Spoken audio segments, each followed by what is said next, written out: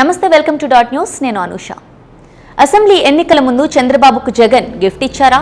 అభ్యర్థులు లేక ఇబ్బంది పడుతున్న టీడీపీకి జగనే బలం చేకూర్చారా అంటే అవునని సమాధానాలు వినిపిస్తున్నాయి. జగన్ ఏంటి, ప్రత్యర్థికి లాభం చేకూర్చడం ఏంటి అనుకుంటున్నారా? మీరు విన్నది నిజమే. జగన్ కావాలని చేయకపోయినా జగన్ నిర్ణయాలతో కొంతమేర టీడీపీకి లాభం చేకూరిందని చెప్పుకోవాలి.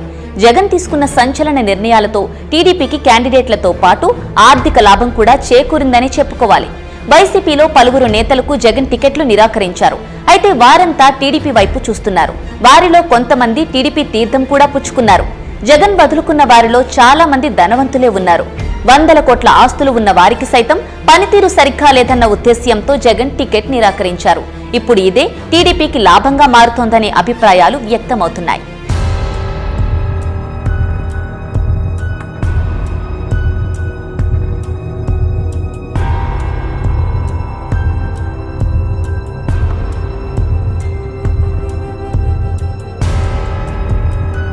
టీడీపీ 5 ఏళ్లుగా అధికారంలో లేదు. వాస్తవానికి అధికారంలో లేని పార్టీ అభ్యర్థులకు పెద్ద మొత్తంలో డబ్బులు ఇవ్వలేదు.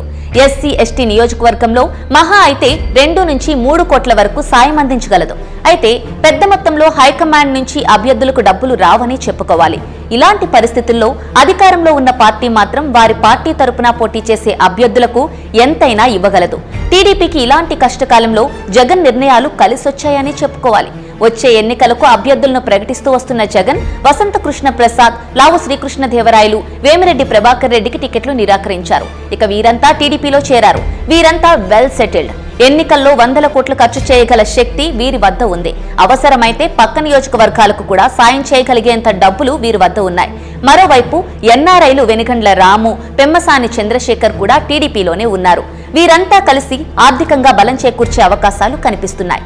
ఇలాంటి వారి చేరికతో టీడీపీకి 15 నుంచి 20 అసెంబ్లీ నియోజకవర్గాలకు డబ్బులు డోకా లేదనే అభిప్రాయాలు వినబడుతున్నాయి.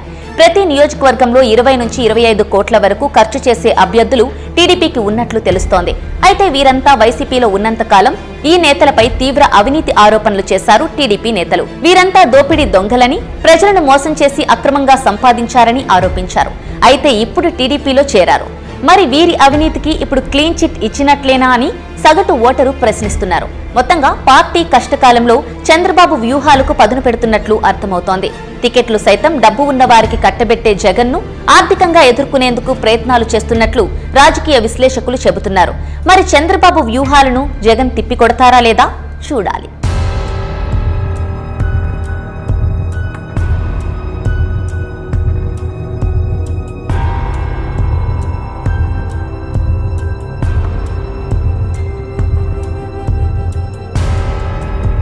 Please subscribe Dot News.